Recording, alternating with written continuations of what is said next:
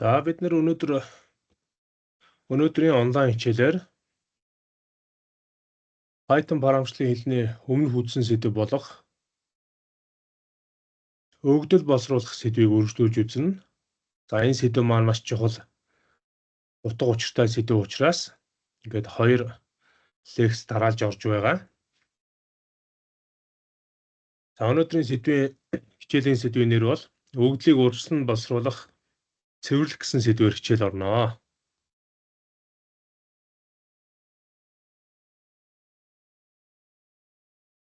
За өгөгдлийг урьдчилан боловсруулах буюу pre-processing data гэсэн сэдвээр нэгдүгээр бүлэг хичээл маань эхэлж байна.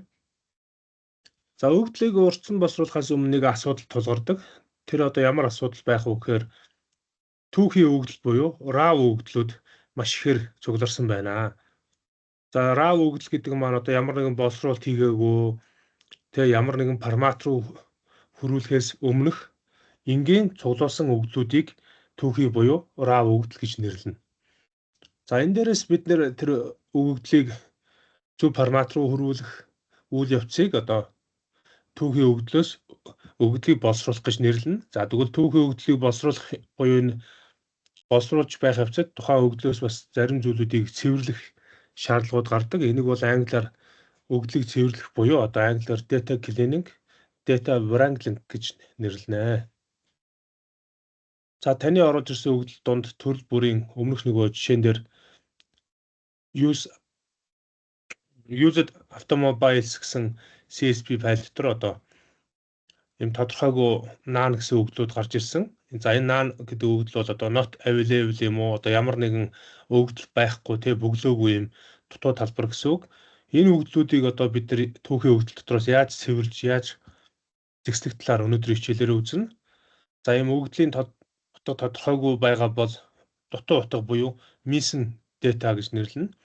За дутуу утга нь бол ямар нэг юм асуултын тэмдэгтээ not available юм уу, NA юм уу, эсвэл одоо энэ дээр бичсэн none гэдэг тэг эсвэл юм хооснууд байж болдог. За түрүүний бидний нөгөө used automobiles CSV гэсэн өмнөх хичээл дээр үзсэн тэр CSV файлын авто машины өгөгдлийн багцад normalized losses гэсэн юм атрибут буюу багнан дотор none буюу энэ дутуу утгуудтай өгөгдлүүд маш ихээр байна. За тэгвэл энэ хэвийн алдагдал гэсэн одоо normalized losses буюу хэвийн алдагдал гэсэн энэ баган доторх энэ дутуу өгөгдлүүдийг хэдүүлээ яаж одоо зэгслэх талаар одоо үргэлжлүүлж үзье. За дутуу утгуудыг хасах юм уу орлуулах гэсэн юм 2 ойлголт байдаг. За тэгтэл өгөгдөл цуглуулсан ажилтнтай уулзаж яг ямар бодит утга ямар байх ёстойг шалгаж асуух боломжтой нэгдүгээрт нь хоёрдугаарт нь тухайн тэр дутуу утгуудыг бол шууд хасаад тухайн тэр өгөгдөл дундаас байхгүй болгож болдог. За энэ бол одоо тухайн тэр хүний өөрийнх нь чадварыг бол харуулсан юм. Одоо өгөгдлийн шинжээч хүний өөрийнх нь бас чадвараас хамаарна. Учир нь ягаад чадварыг яриад байгаа юм бэ гэхээр бүх өгөгдлийг одоо шууд тэр чигээр нь тухайн баган дотроос устгах уу? Дутуу байгаа өгөгдлүүдийн. За дутуу байгаа өгөгдлүүдийн бүгдийг мөрөөр нь устгахчаар нөгөө таны цуглуулсан өгөгдлүүд тоондоо хүрэхгүй асуудал үүсдэг. Тэгэхээр мөрөөр нь устгахгүйгээр тухайн мөрийг одоо орлуулж бичих үгүй юу гэдгээ өөрөөс нь одоо хамаарна гэсэн үг. За ерөнхийдөө дутуу өгөгдөлтөө мөр олон биш тохиолдолд тухайн мөрийг бол яг ганц нэгийг бол устгаж болно. За тэгтэл 10-аас дээш байвал одоо 5-аас дээш байвал асуудал үүснэ. За тэгвэл энэ дутуу өгөгдлүүдийг устгахын оронд дутуу утгуудыг өөр утгаар орлуулах шаардлага үүснэ. За стандарт аргаар бол яг дутуу утгуудыг нийт хувьсгчдын дундаж утгаар нь орлуулад одоо нэгсэндээ normalized losses гэсэн тухайн багны одоо нэг хэвийн алдагдал гэсэн тухайн баганд байгаа бүх өгөгдлүүд дундаас одоо дутуу утгатай мөр байх юм бол нийт өгөгдлүүдийн бүгдийг тухайн дунджийг олоод багных нь бүх дунджийг олоод тэгээд тэр дунджаар нь утгаар нь орлуулж болно хоос утгыг.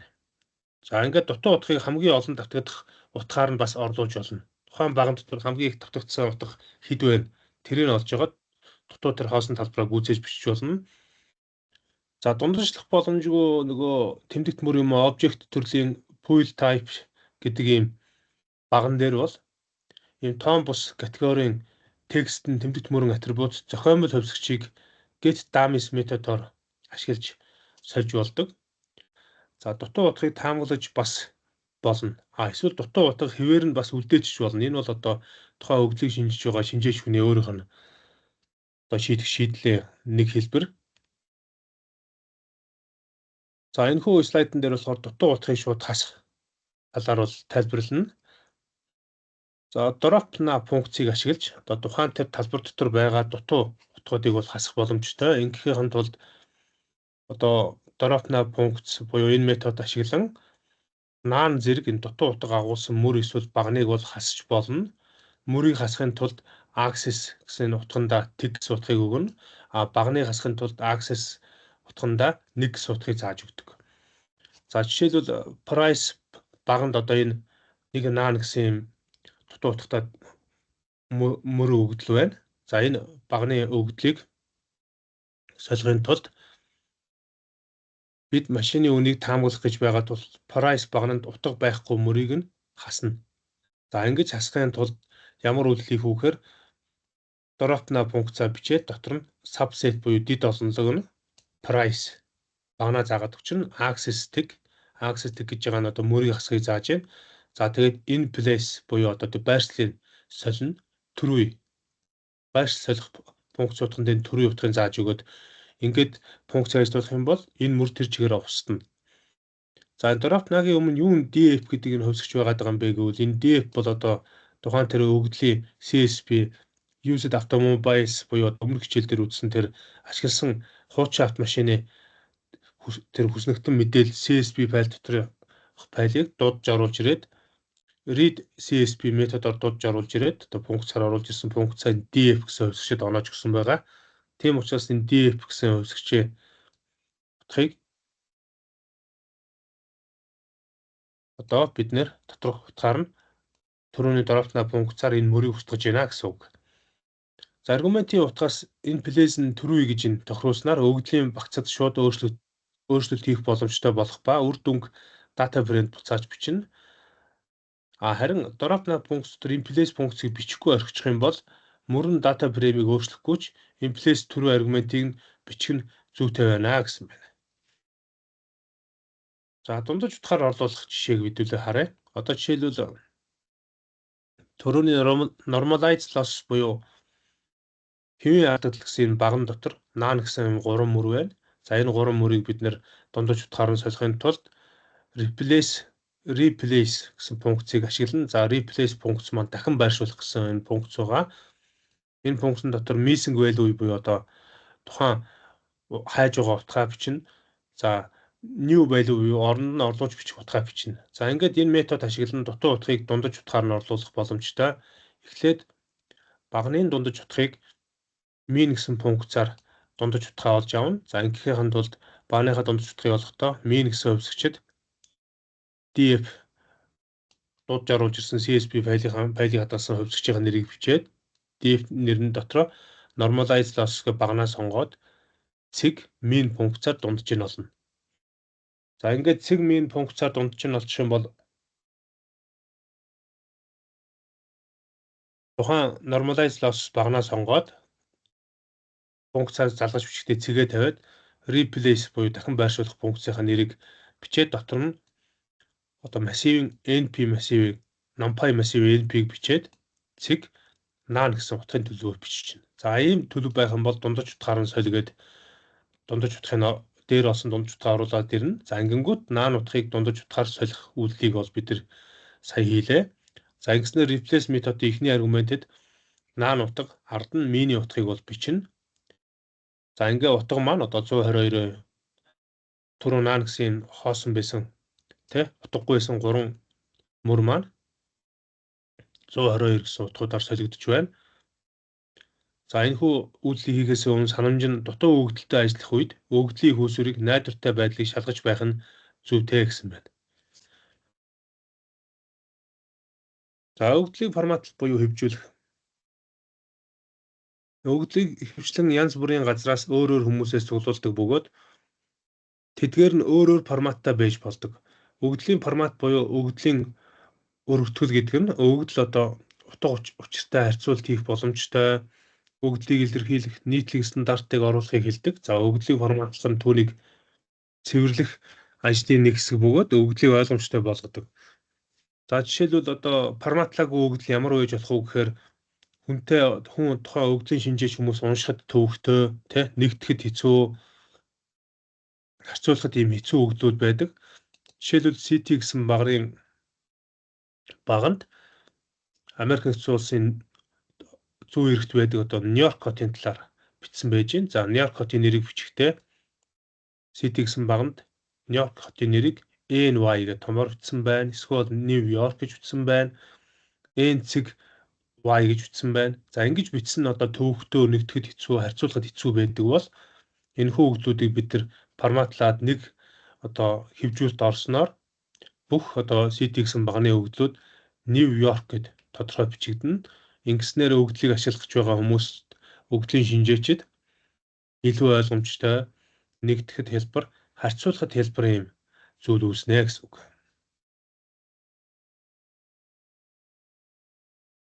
За багнаад тооцоолол үйлдэл хийхдээ бид нэр болохоор бидний жишээнд одоо энэ хүү жишээн дээр бол одоо яг хуу Америк нэгдсэн улсын тэр стандарт, Европын стандартаар бол одоо used automobiles гэсэн тэр хүснэгтэн дотор одоо автомашины бензинийг одоо 100 км хэдэн литр идэх вэ гэдгийг бол галлоноор зааж өгсөн байдаг. За тэгвэл галлон гэдэг маань 1 литр нь 455 литрийн хэмжээтэй байх нь харьцдаг байх нь. За тэгвэл галлон тутамдах түлшний зарцуултыг илэрхийлэх CT MPG гэсэн одоо тухайн багны одоо энэ доор байна тэр тухайн багны miles per gallon гэсэн MPG гэсэн одоо 1 майлд хэдэн галлон зарцуулах уу гэсэн атрибутыг бид нэр одоо Монгол юм уу Орос стандарт руу хөрвүүлэе гэвэл L-ийг хуваах нь 100 км. L гэдэг нь одоо явсан километр тийм үү? Тэгээ 100 км-тэй хуваагаад энэ хөрвүүлтээр хөрвүүлэх боломжтой. За MPG буюу miles per gallon-ыг L-ийг хуваах нь 100 км болгон хөрвүүлэхийн тулд 235-д CT MPG багны утга тус бүрийг хуваах бөгөөд нэг мөр код бичнэ. За бичих код нь юу байх вэ гэхээр DF CT MPG гэдэг багныхаа нэрийг бичнэ. Тэнцүү 235-ыг хуваах нь DF CT MPG. За ингэж бичснээр тухайн одоо автомашины одоо галлоны хэмжээг километрлөө хөрвүүлэх боломжтой. За мөн rename функц ашиглан rename метод ашиглан CT MPG-ийн багны нэрийг CT L-ийг хуваах нь 100 км болгож солих боломжтой. За ингээд солихдоо бичих код нэр болохоор rename функцаа бичээд columns буюу багныхаа нэрийг CT MPG-г өмнөх нэрийн бичин солих гэж байгаа нэрийг солих нэрийн ард нь бичиж өгнө. За ингээд in-place төрийн функцийг тавиад өгөх юм бол багны нэр солигдно.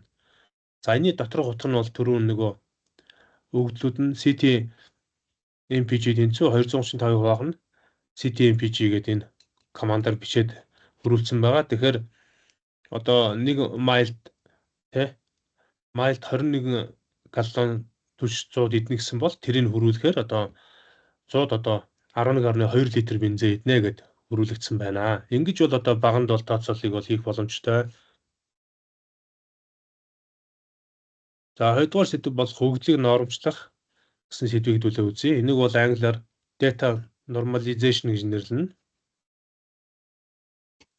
За өгөгдлийг нормчлахад урьдчилан боловсруулах нэг чухал техник бол өгөгдлийг нормчлах юм. За автомашины өгөгдөлд автомашины лент буюу урт нь 150-аас 250 см. За вит буюу өргөн нь өргөн ба одоо height буюу өндөр нь 50-аас 100-ийн хооронд байдаг. За эдгээр хувьсгчийг нормчилж утгын муужуудыг нийцтэй болгоно. Нормчилсны дараа статистик дүн шинжилгээ хийгээд хэлбэр болгодог. За хувьсгчүүдийн хооронд уялдуулж нийцтэй болгосноор нормчлол нь ялгаатай атрибутуудын хооронд боломжит харьцуулт хийх боломжийг олгоно. За атрибутууд ижил нөлөөтэй эсхийг баталгаажуулах нь тооцоолын бас нэг чухал зүйл байдаг. За жишээлбэл Төрөний бидний нөгөө used automobiles гэсэн CSV файл дотор автомашины урт өргөн өндрийг бол дараах байдлаар бол тусгасан байдаг. За тэгвэл бид нэр энэхүү хэмжээсийг бол хэмжихдээ автомашиныхаа хэмжээсийг 150-аас 250 байвал large, 50-аас 100 байвал small, за 50-аас 100 байвал бас small гэдгээр ингээд заагаад өгчнө. За ингээд зааж өгснөөр нөгөө бүгдийг нормчлохдоо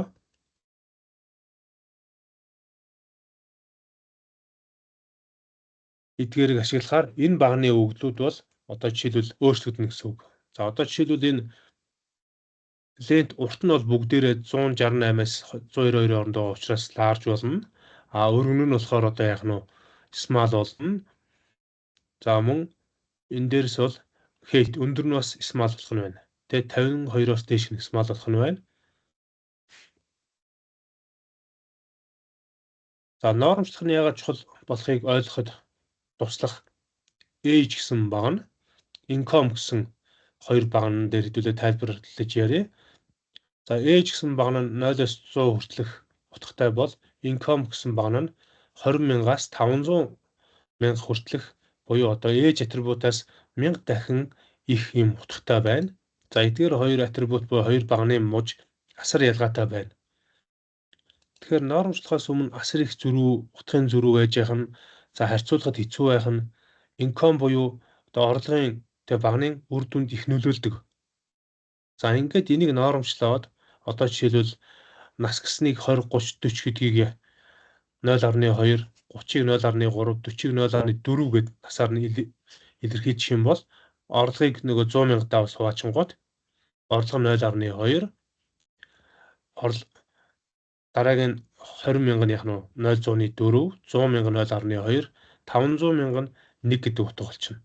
За тэгэхээр багшин сая буруу ярьсан байна. Хамгийн утга буюу 500,000-д нь орлогын багнуудаа хуваачиж тэгэхээр 100,000 0.2, 20,000 0.4, 500,000 1. За энэ шиг насыгаа бол 10 хуваасан байна. Насыг 10 хуваачаар 20 нь 0.2, 30 нь 0.3, 40 нь 0.4 юм байна. За 10 биш юм биш үү? 100 хуваасан биш үү?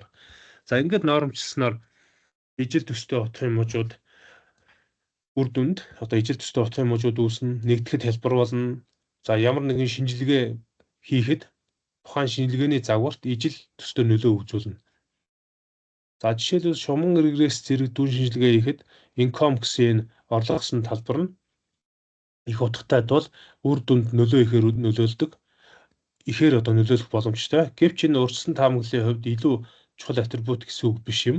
За тиймээс хоёр атрибутыг нормчилж хоёуланг нь 0-с 1-ийн хооронд утгатай болгосон. За нэг өсөндөө нормчилсноор утгын мужийн зөрүүг хэвэн болгоно гэсэн үг.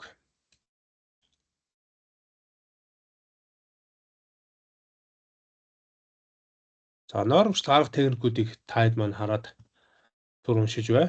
Багш нь нэг зүйл хажуурын саваадах.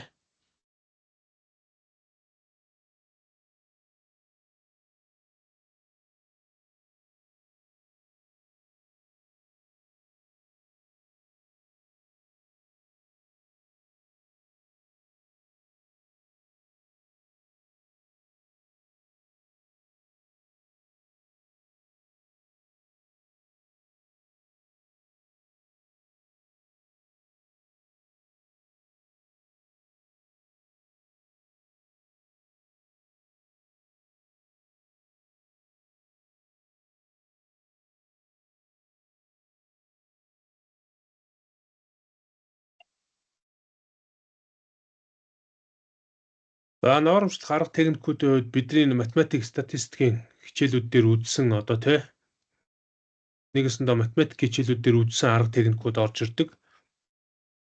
За нормчлох хамгийн энгийн арга нь бол одоо утга тус бүрийн тухайн атрибутын хамгийн их утгад нь хуваахыг хэлнэ. За энэ шинэ утгууд нь тэгээс нэгийн хооронд хэвдүүлж гарна. За дараа нь min max аргаар бол утгыг олно. За ингэхдээ x old гэсэн хувьсгч утга тус бүрээс тухайн атрибутын хамгийн бага утгыг хасж дараа нь тухайн атрибутын утгыг мужид хуваана. Ингэснээр шинэ утгууд 0-с 1-ийн хооронд хэлбэлцэн.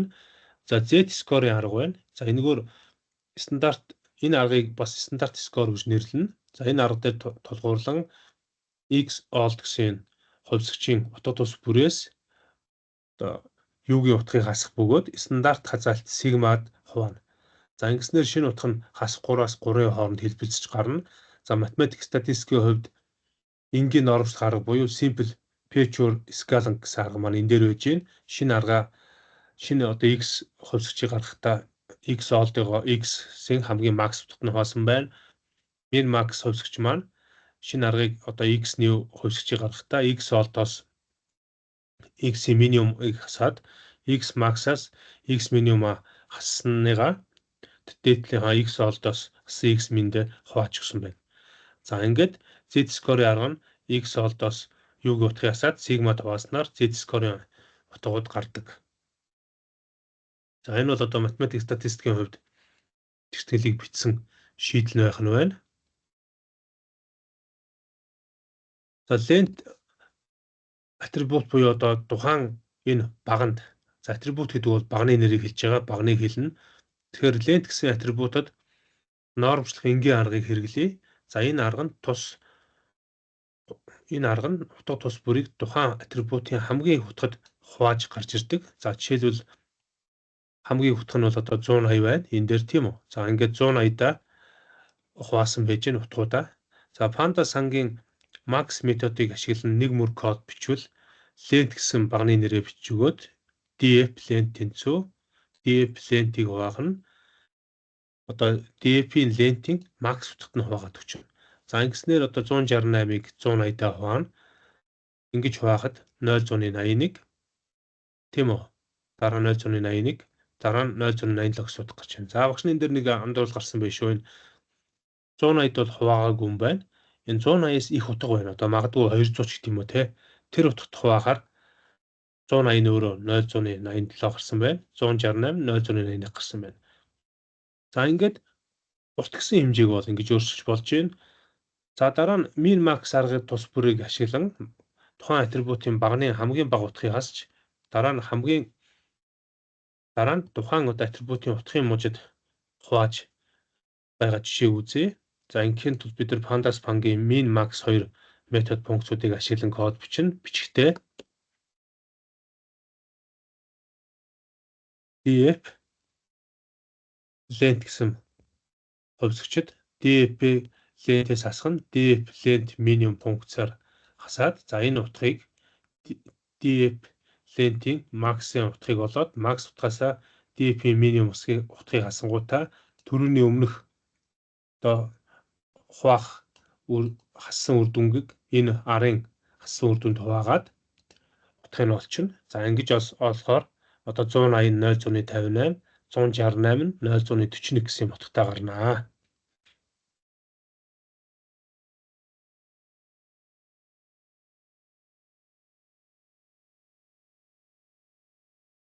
Z-score-ийн арга буюу Z-онооны арга нь арга тус бүрийг одоо отод тус бүрийг дундаж утгыг юуг хасч за стандарт хазаалт буюу сигмад хувааж өгдөг. За энэ бол хас 3-аас 3-ын хооронд хэлбэлцэх утгууд гарна. Зарим үед түүнээс их болон бага утга байж болдог.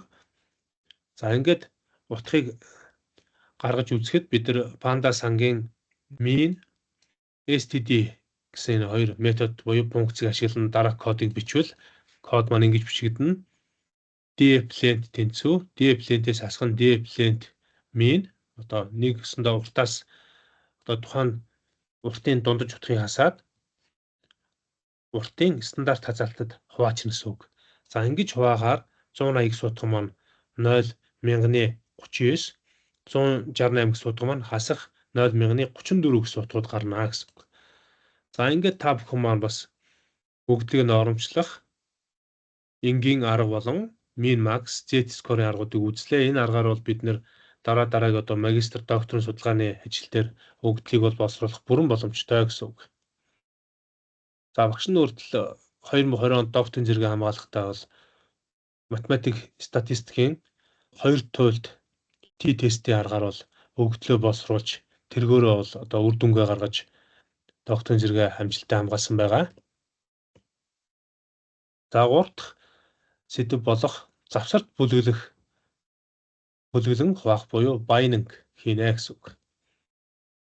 Завсарт бүлэглэн хуваах энэ үйлдэл маань өгдлийг урьдчилан боловсруулах нэг чухал техник бол өгдлийг завсарт бүлэглэн хуваах арга юм аа. За жишээлбэл хүний насыг тэгээс 5, 6-аас 10, 11-ээс 15 гэх мэт хувааж болдог. За өгдлийг завсарт бүлэглэн хуваах нь урьдчилан таамагласан загварын үнэн зөв байдлыг зарим үед сайжруулж чаддаг. За өгдлийг илүү сайн ойлгохын тулд тоон утгын багцыг цөөн тооны завсарт бүлэглэн хувааж болно. За жишээлбэл price гэсэн атрибут буюу багны утга нь 5,000-аас 45,500 байна. За өгдлийн 3 завсарт авч үзэх юм бол low буюу бага, medium буюу дунд, high буюу өндөр гэсэн юм 3 бүлэгт хувааж болно. За ингээд энэ 3 бүлэгт хуваасныгаа энэ доор бол харуулсан байж байна. За үнэн нь бол 5,000-аас 12,000-ын хооронд байвал low гэн буруу ярьж шүү багш нь low. За энийг бол beans гэж хэлэх нь те binding гэдэг beans. За ингээд дараа нь 30,000-аас 31,000 байвал mid, medium дундаж, за 39,000-аас 44,500 байвал high гэсэн утгууд хувааж өгсөн байна. За ингэснээр автомашины өгдлийн багцад атрибут багны бодит байдал нь 5,188-аас 45,400-ийн хооронд 201 давтагдахгүй утга байх нь байна. За энэ утгаар ингээд хязгаарлаад өгөхөөр дараах үр дүн гарсан байж гэн. Жишээлбэл 13,495 байвал low, 18,920 байвал medium, 41,315 байвал high гэсэн утгууд гарсан байна.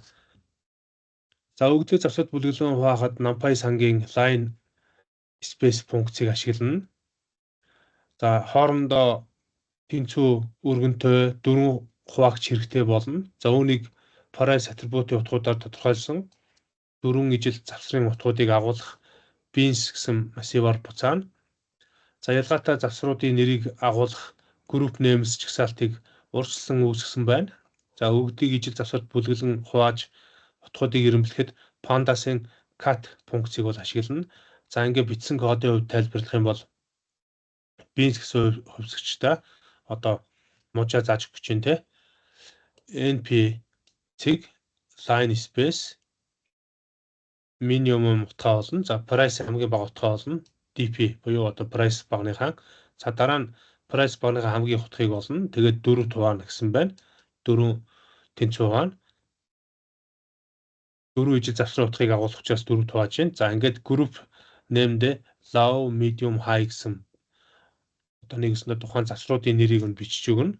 За дараа нь price bind гэсэн хувьсгчд одоо нэгснээр шинээр ийм баг нь үүсгэсэн байна. Энэ багнда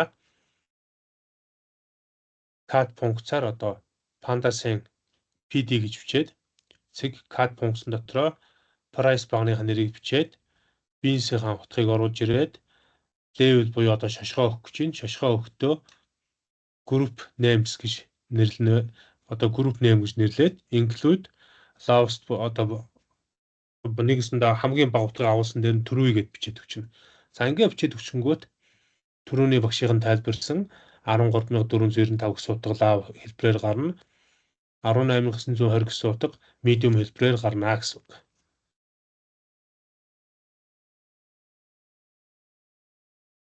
За завсарт хуваасан өгдлийг дүрслэхдээ бид нэр ер нь бол завсарт одоо бүлэглэн хуваасны дараа өгдлийг дүрслэн харуулахын тулд хистограммыг бол ашиглаж өгдлийг харуулдаг. Одоо багш нь бол яг энэ хистограммын чиглэлээр бас докторийн нөгөө зэргийг хамгаалахдаа нөгөө цуглуулсан өгдлүүд дээр хоёр туйлд одоо t-тестийн аргаар өгдөл дээр боловсруулалт хийгээд боловсруулсан өгдлүүд дээр өгдлөө харуулахын тулд энэ хистограммын аргыг бол ашигласан. За ингэж бол одоо графика босгож ирж тухайн судлаач эрдэмтэн докторуудад бол өөрийнхөө судалгааны үр дүнгээ танилцуулсан байгаа. Тэгэхээр энэ хистограммын аргаар бол өгдлийг одоо график хэлбэрээр дүрслэх нь бол одоо түгээмэл ийм аргуудын нэг хэлбэр. За price атрибут дээр ашиглан одоо үн гэсэн баган дээр ашиглан хистограммаас одоо график байгуулад харахад ихэнх автомашин хямд үнэтэй маш цөөн машин өндөр үнэтэй байгааг бид нар харж байна. За яг ийм үр дүнг бол бид нар харах боломжтой. Энэ horsepower beans гэсэн энэ одоо графикаас бид нар автомашиныхаа үнүүдийг ингээ харж болох нь байна. Одоо жишээлбэл лав хэсэг дээр бол одоо 100 за 50 гаруй машин байх нь байна. Medium horsepower дээр те одоо 40 машин байх нь байна. За high гэсэн англиэл дээр одоо жишээлбэл нэг 5-6 машин байх нь байна. За энэ юу хэлээд байгаа юм бэ гэхээр автомашины нөгөө хөдөлгүүрийн хүчин чадал. Тэгэхээр автомашины хөдөлгүүрийг бол одоо морины хүчээр илэрхийлдэг.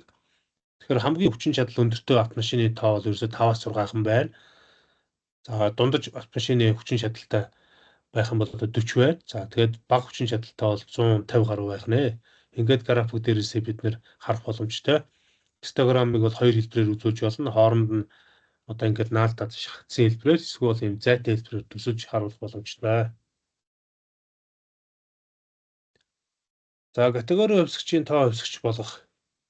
За жишээлбэл ихэнх статистик загварууд дээр объект буюу одоо тэмдэгт мөрийг ашигласан байдаг.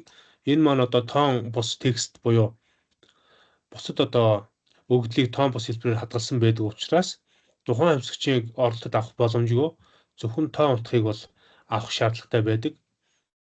Автомашины өгөгдлийн багцад pool type буюу одоо автомашины түлшний нөгөө төрлийг заасан баган дээр категорийн хувьсгч нь газ, газолин буюу бензин, дизель гэсэн юм хоёр төлөвтэй байдаг. За ийм хоёр текст утгыг бол авч хадгалсан байна. За цаашид шинжилгээ хийхэд бол эдгээрийг тоон утга шилжүүлэх шаардлагатай болдог. За тэгвэл энэ pool type буюу одоо тэр автомашины бензиний тэр төрлийг харуулсан тэр багны атрибутыг газ, газолин буюу бензин, дизель гэсэн хоёр тусдаа баганд хуваагаад тэр хоёр багны категорийн хувьсгчид шин тоон утгуудыг 0-1 гэж оноож өгье гэж байна. За жишээлбэл бензин байвал 1, газолин байвал 1, дизель байвал 1, харин нөгөө газолин биш бол тэг, дизель биш бол тэг гэсэн утгуудыг тохируулж өгөх юм байна. За ингэж тохируулахтаа болохоор энэ аргыг one hot encoding гэж нэрлэх нь байна. Тэгэхээр one hot encoding аргаар тохируулалт хийнгүүт одоо автомашинууд нь одоо ABCD гэсэн нэртэй байлаа гэж бодоход автомашины төрөл нь яг нь түншний төрөл нь pool гэсэн багна нь газ, дизель, газолин буюу газ, дизель гэсэн төрөлтэй байх юм бол газолин дээр бензин байх юм бол 1, дизель биш учраас тэг. За дизель байвал 1, газолин биш учраас одоо бензин биш учраас тэг гэсэн утгуудыг оноож өгөх нэ. За зохиомжтой хувьсгчуд буюу 1 ба тэг. За энэ бол Pandas категорийн хувьсгчийг зохиомжтой тоон хувьсгч болгон хөрвүүлэхийн тулд get dummies функцийг ашиглана. За ингэж ашиглахдаа энийг бол одоо get dummies функцэн дотроо df pool гэдэг одоо автомашиныхаа нөгөө түлшний багны нэрээр бичээд өгнө. За get dummies метод буюу функц нь pool type одоо автомашины түлшний төрөл багныг авч dummy variable 1 буюу одоо энэ дата фреймийг үүсгэнэ. За ингэснээр get dummy метод нь тоон утга бүр нь хувьсгчийн тодорхой ангилалд хамаарах тоон утгуудын жагсаалтыг автоматар үүсгэнэ. За ингэ автоматар үүсгэхээр нөгөө хоёр багныгаа бол бас нэрлсэн байж гэн ганц pool type гэсэн баг нь байсан бол одоо pool type diesel, pool type газ гэж юм хоёр багантай болсон байж гэн. За тэгээд дизель байвал бүгд 1 гэсэн утгатай болох нь байна. Газолин байвал 1 гэсэн утгатай болох нь байна. За ингээд өнөөдрийн хичээлээр бид нэр цуглуулсан өгөгдөл дээр хэрхэн шинжилгээ хийх үү? За тэр дутуу байгаа өгөгдлүүдийг хэрхэн цэвэрлэх үү? Хэрхэн нөхөх үү гэдэг талаар үзлээ. За энэ ойлголтыг бол англиар data pre-processing, data wrangling гэж нэрлэнэ. За өгөгдлийн утга тодорхойгүй бол дутуу утгыг missing data гэж нэрлэнэ. За дутуу утгууд нь асуултын тэмдэгч юм уу, NA буюу not available гэсэн утгууд, за тэг гэсэн утгууд байж болно. За бүр мөрүүд буюу өгөгдлийнүүд нь хоосон байж болдог. За энэ дутуу утгуудыг бол нэг бол бид нар хасч болно. Цөөн тоотой байвал хасч болно. Их тоогоор байх юм бол хасах шаардлагагүй. Утгыг бол орлуулах боломжтой. Тэгэхээр орлуулахдаа бид нэр дутуу утгыг дундаж утгаар нь орлуулах, дутуу утгыг татамжаар орлуулах, дундажлах боломжгүй текстэн одоо утга байвал зохиомол хувьсгчийг ашиглан орлуулахын боломжтой. За дутуу утгыг бас бид нэр таамаглаж болно. За эсвэл дутуу утгыг хэвээр үлдээж болно гэсэн үг.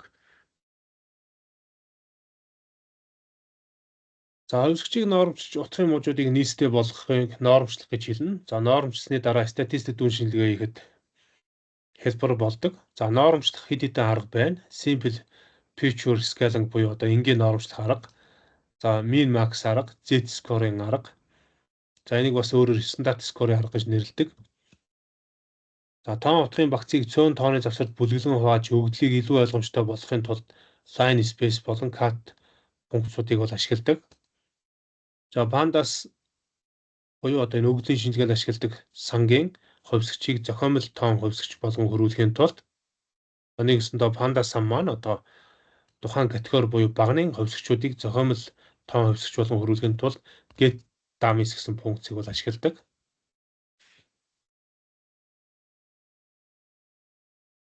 За ингээ өнөөдрийн чухал сэдв маань үгээр дуусч байна. Өнөөдрийн хичээлд анхаарал хандуулсан нийт сурагчдаа баярлалаа. Дараа дахин уулзцаая. За бичлэгийг дуусгахаас өмнө